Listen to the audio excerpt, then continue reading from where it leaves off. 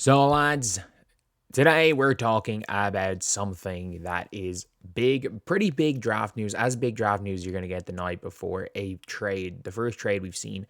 And obviously, it's 1 o'clock in the morning, and I got to be quiet. So, we're going full on Blair Mick project vibes right now. And I don't have any good lighting. Maybe does the lighting look better like this? Yeah, it does. But unfortunately, I'm using my hand to hold up my phone to light this right now. So unfortunately, I can't just stick my phone into a wall. But yeah, so anyway, we've gone full on Blair Mick project right here. Maybe can I lean my phone? There we go. That's a bit better. But yeah, so anyway, the Chicago Sky have traded with the Minnesota Lynx for the number 11 pick. So we all kind of knew the number 11 pick wasn't going to get any use from the Minnesota Lynx. They didn't really need to use it. They already have almost a full team. And what they ended up getting was Minnesota are getting Chicago's pick flat out next year. So basically, it also means Minnesota are getting their own pick back essentially, because Minnesota had a pick swap with Chicago.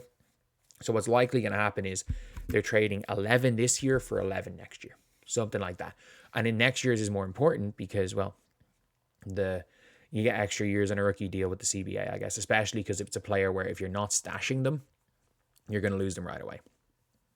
And if you think about it, if they use the 11th pick this year, that player is getting taken in the expansion draft. And not only is the player getting taken in the expansion draft, you don't have the extra pick next year. So you just have the one pick. But now you've got an expansion draft and your pick next year is exempted from the expansion draft. So it is kind of a big thing. Really good move. Really smart move by the Minnesota Lynx who don't need the pick. They don't need it. They really don't need it. And all it has done is almost future-proof their draft picks for the expansion draft. For the Sky, what are they cooking? What are the Sky cooking? They have 10, 11, and 16 in the draft. So that is like, you say they've only got 10, 11, but 10, 11, 16, you're getting three players of similar quality. Number 11 pick this year for whatever pick they were going to end up with next year seems like an odd move. Why do you love enough that far? Who do you love enough that far? MDO will be confident would be there and give up a shot at something in a year. And that's the thing when you're talking about in a year, not only that is this player can also get taken in the expansion draft. You lose two players to the expansion draft next year. Do they package 10 and 11 another trade? I doubt they're getting them up very far. Like what are you getting to 7? Like we have the Suns picking a swap with Phoenix from another trade. And that's the only thing next year is that you're cool with losing a late second round pick, first round pick next year. But it just, who are they looking at? Genuinely, who are they looking at? I have no idea. Are they looking at Van Lit? Like, or it's likely, for me, it's likely, because I think one of Van Lit or Amor are gone. Maybe they want one of Van Lit or Amor, and they want the Sinai Rivers, and they want a Cheyenne Sellers if she's there, and they want a Maddie Westbell maybe. But look, Maddie West was going to be there at 16. Just take Maddie Westbell at 16 if you're smart about it. Like, this is a weird one. It'd be pretty assuming if the Sky package 10 and 11 to trade up, having initially traded down from 3. Mixed singles traded out of 3 suggested there wasn't a prospect appealing enough to warrant making a decision. Requiring 11 suggested draft is deeper. That is what everybody says. That is what everyone has said. And that's my whole thing. I've always said this is like from 4 to 20. I don't think it's that much of a difference. Like, I'm not joking. Like, I had Maddie Westbeld going 8th. I literally had her going 8th in a mock draft not too long ago. And I saw Hunter Cruz, and I'm going to react to his mock draft now, and his mock draft I'll be reacting to that in a little bit. And obviously, I think, did he have Jacite going 11th? I think he might have Jacite going 11th. But I'm reacting to that video, and that video was meant to be up now, but obviously I'm recording this one. Either Van Lit or Peppa, it's going to be one of those two, I'm predicting. I think they want the wing, but they also want best available. So I think they're going to take a Sanaya Rivers, maybe a Sarah Ashley Barker.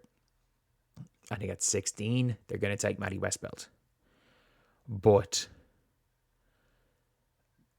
Van Lit, I think she's going to be their target. Because they don't need a Pow Pow. Like, I like Pow Pow as a shooter.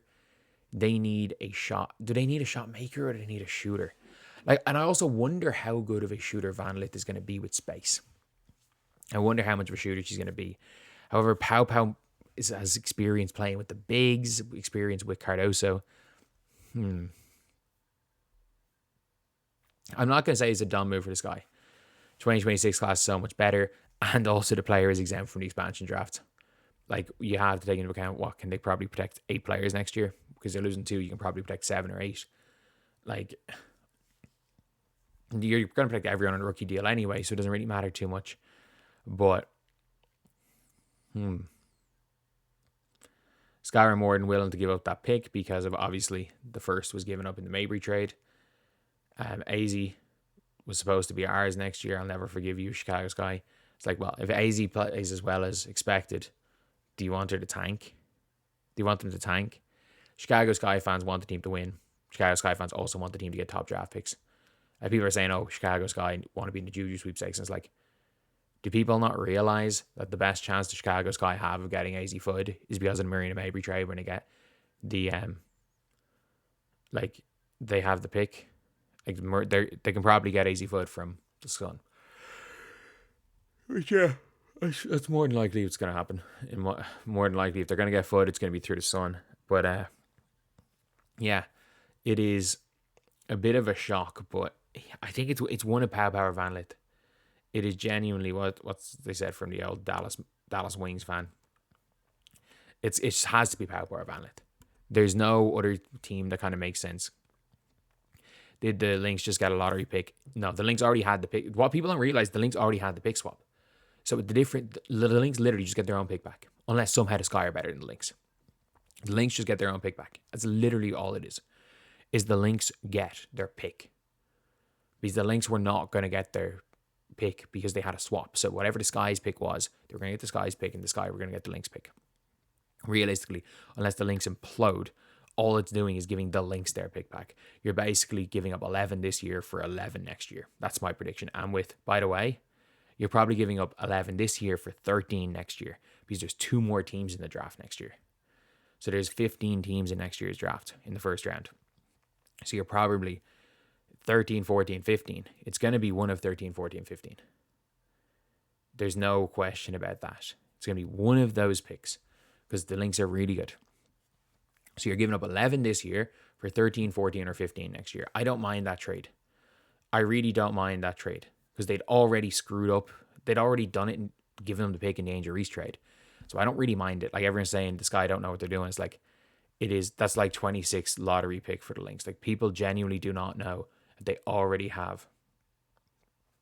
But like, people can't read. It's previous pick swap rights. Extinguishing the previous pick swap rights. People genuinely do not. First of all, people don't understand basketball. Most of these WNBA fans is their first time ever experiencing a draft, so they don't understand what pick swaps are. They don't understand protections. They don't understand any of these things. So you give them a little bit of leeway because obviously, you know, the Jeff bad is the thing for Chicago Sky fans. But I actually don't mind this trade if there is a player. Like, I think they're going to take one of Pau Van Lith. One of those, and they're going to look for a Sanaya Rivers, maybe a Sarah Ashley Barker, maybe is there any other wings? Like, Neepkins would be perfect, but she's gone back to college. Yeah, I would guess maybe Sarah Ashley Barker. Or do they go and freaking stash Drasite, or stash Sivka, or bring over Sivka even, or bring over both of them, to be honest. You can bring over both of them. They'll be there for the future. Especially with the Sky screwing up badly by giving up the rights to Leonie Fibic in the Mabry trade. Maybe it's Sivka and one of the others.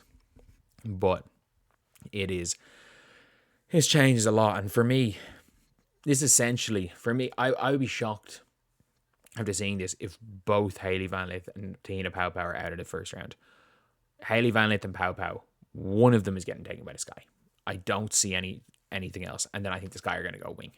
That's my prediction. Or either that, or they might go current wing in a Sanaya Rivers and then wait and then basically have it so that they get a future wing in like a Aisha Sivka if she's still on the board. So anyway, yeah, that is the video. Apologies about obviously not being able to be too loud, not being able to be too great, and the lighting not being great, and this video starting off in the Blair Mick project. Didn't really have the perfect position to, I have my phone currently on like a lamp facing towards me with the light. Like, it's a bit of a scuffed setup, but obviously I can't be too loud. It's 1 a.m. But anyway, yeah, that's the video. I will see you guys. Bye.